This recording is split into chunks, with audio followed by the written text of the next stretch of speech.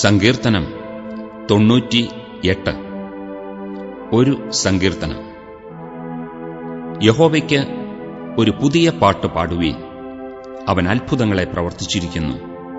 അവന്റെ വലങ്കയും അവന്റെ വിശുദ്ധ ഭുജവും അവന് ജയം നേടിയിരിക്കുന്നു.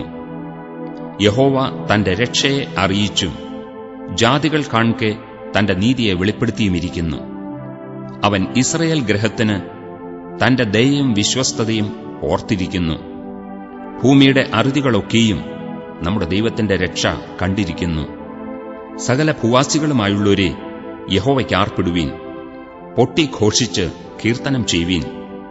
കിന്നരത്തോടെ യഹോവയ്ക്ക് കീർത്തനം ചെയ്യുവീൻ. കിന്നരത്തോടും സംഗീതസ്വരത്തോടും കൂടെ തന്നെ.